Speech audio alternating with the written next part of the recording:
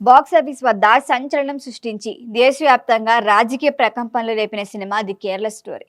ఇప్పుడు ఈ సినిమా కొనసాగింపుగా the Kerala story 2 goes beyond రాబోతోంది. సీక్వెల్ కి సంబంధించి లేటెస్ట్ గా విడుదలైన ట్రైలర్ సోషల్ మీడియాలో సెన్సేషన్ ను క్రియేట్ చేస్తోంది. ఏముంది ఇందులో? ఫస్ట్ పార్ట్ ని మించి తీవ్రంగా ఉండబోతుందా? ఫుల్ డీటెయిల్స్ ఈ వీడియోలో చూసేద్దాం.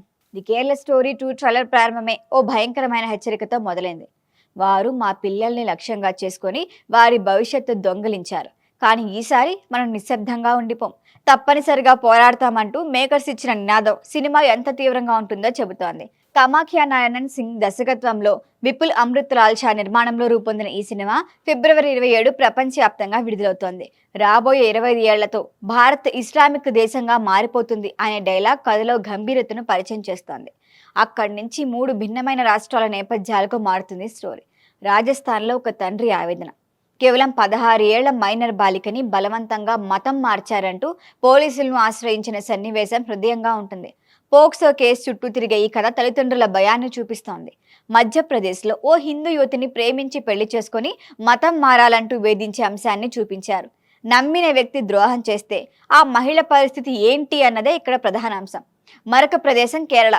మతం మారేందుకు నిరాకరించిన ఓ యువతి తన స్నేహితుడితో గొడవ పడే సన్నివేశం ట్రైలర్లో హైలైట్ అవుతోంది. రాజస్థాన్, మధ్యప్రదేశ్, కేరళ ఈ 3 రాష్ట్రాలకు చెందిన 3 యువతుల జీవితాల సంఘర్షణే ది కేరళ స్టోరీ 2 కథ. ఇందులో ప్రధాన పాత్రల్లో ఉల్కా గుప్తా, అదితి భాటియా, ఐశ్వర్య ఓజా నటించారు. హిందువులైన యువతులు ముస్లిం యువకులతో ప్రేమలో పడిన తర్వాత వారి జీవితాలు ఎలాంటి మలుపులు తిరిగాయి, ప్రేమ వెనుక మత మార్పిడి ప్రణాళికలు ఎలా వెలుగు చూశాయన్నదే ప్రధాన అంశం. ది కేరళ స్టోరీ విడుదలైనప్పుడు కేరళ ముఖ్యమంత్రి రాష్ట్రానికి జరిగిన అవమానంగా అభివర్ణించారు. ఎన్నో వివాదాలు, విమర్శల మధ్య వచ్చిన ది కేరళ స్టోరీ భారీ వసూళ్లు రాబట్టింది. ఫస్ట్ పార్ట్ ని మించేలా సెకండ్ పార్ట్ ఉండబోతుందనే క్లారిటీ ట్రైలర్ తోనే ఇచ్చారు మేకర్స్. నిరాకరణకు, నిశ్శబ్దానికి తావు లేకుండా వాస్తవాలను వెలికి తీస్తామని మేకర్స్ అనౌన్స్ చేశారు.